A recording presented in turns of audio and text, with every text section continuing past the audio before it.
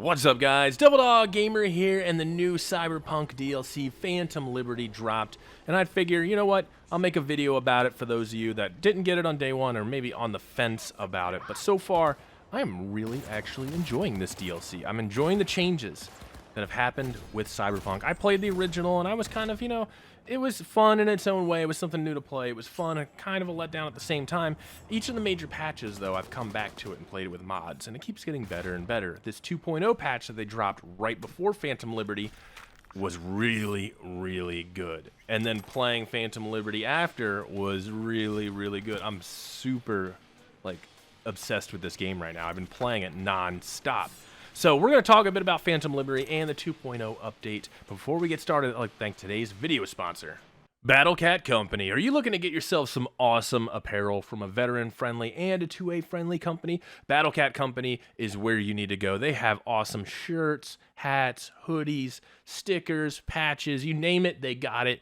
All their tees are awesome, all their designs are awesome, and they're a great company if you're looking to order. So make sure you guys check them out down in the description below and use code DevilDog when you check out. So Phantom Liberty, it adds a new DLC and a new story. I'm not going to give you story spoilers here, but you're basically rescuing the president who crashed down in a new district called Dogtown, which is controlled by an old merc.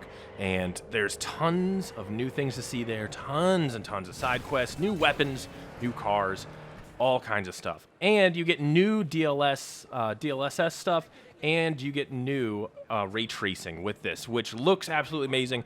Trust me, YouTube will never do it justice, because YouTube always looks terrible compared to the real game.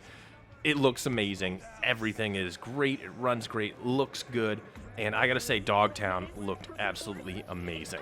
All of Dogtown is just filled with tons of different encounters you can do. There's multiple different merc groups running around that are very heavily armored and rolling around in weaponized vehicles. That's right. Now you can shoot from vehicles, and you can get weaponized vehicles with guns, missile launchers on the top of them.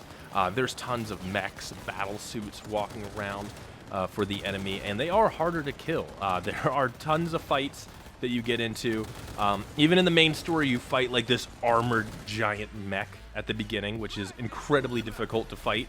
And even during the game and walking around in Dogtown, you'll fight robots that you can hack or slash if you want. You also fight tons of guys in mech suits with crazy weapons. The combat and just the variety of enemies in this DLC is really awesome, and I quite enjoyed it. It wasn't always the same group of guys every once in a while. It's different types of enemies that you run into constantly, and even some using cybernetics to enhance themselves. It's just a really cool experience with the combat in that. One of the things with this DLC that's not really with this DLC that came with the 2.0 update is the police overhaul. Now the police are patrolling properly. They'll see you commit crimes, they'll bring out cops to chase you down, and couple that with being able to shoot from your car, you can get some really great interactions just running around fighting the police left and right, which is absolutely crazy, because if you get yourself into a 5-star, you will run into max tack. And if you watched any of the anime that's on Netflix, which I suggest you do, they are absolutely kitted to the max with cybernetics, and it's like mini boss fights, but they're actually like the hardest bosses in the game, because I've yet to kill a single one of them. And they will hunt you down, they will deploy, and they will kill your ass, guaranteed. Phantom Liberty not only just adds just a ton of content for you, I think minimum, they said, main story is like 20-30 hours. I'm probably going to say that's probably right, maybe a little more. And there's probably another 20-30 hours of, side missions, and not even like the small things you can find. Cyberpunk's filled with, if you played the original Cyberpunk, filled with hidden stuff, hidden weapons, hidden missions, hidden Easter eggs, to the brim, absolutely to the brim. And there's already a crazy amount of stuff to do in Dogtown, and I can only imagine what people are going to be finding months later down the road. But with the new Phantom Liberty and the 2.0 update, they definitely overhauled a lot of the combat. It feels way better, a lot more fluid, less tanky enemies. The harder difficulties are actually way harder than they were before. I do not suggest starting this DLC on very hard, especially from the front, because the way this works is you can load into a game. Of course, you want to start a new save so that way you get all the 2.0 goodies, which is what I did. it takes, if you're just going to go right to the point where you need to get to Phantom Liberty, it's going to be about 20 hours into the main story. You can, from the main menu, start right into Phantom Liberty if you want. I don't suggest it, just because it's better to get all the cool goodies beforehand before venturing into Dogtown, because Dogtown is relentless. But you can jump right into it. And that also affects the new systems that they've added. They've actually overhauled the entire skill tree. So the skill tree is completely different, which means all of your old builds are null and void.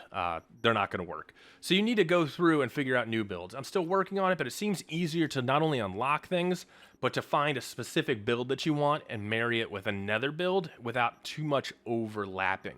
The whole new skill tree is amazing, and I love it. And on top of that, the inventory system, the way you craft and upgrade weapons is also completely new.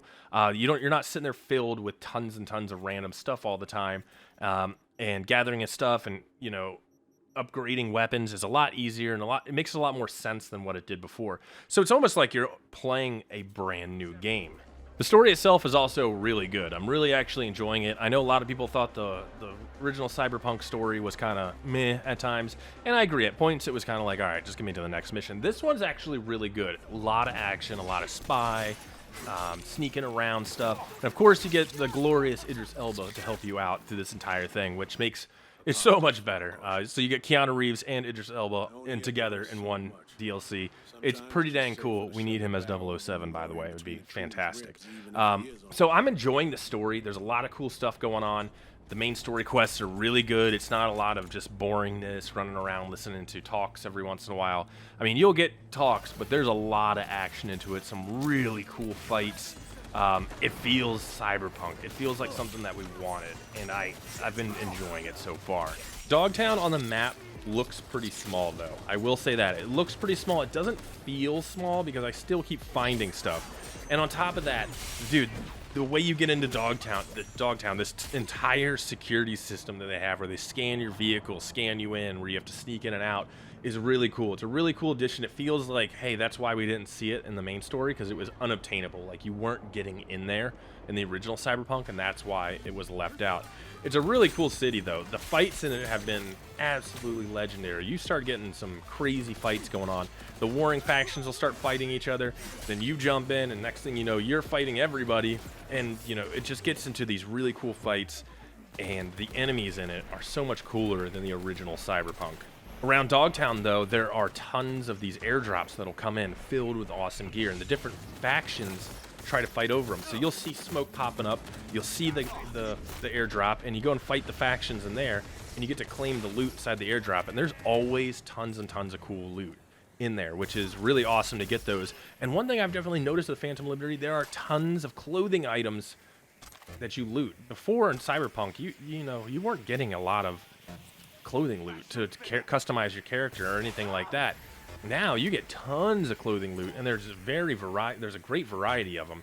I've been really enjoying just finding all the clothing loot and the special weapons. There's tons of new different weapon types, tons of new different quick hacks. It's really good. I've been enjoying the hell out of it.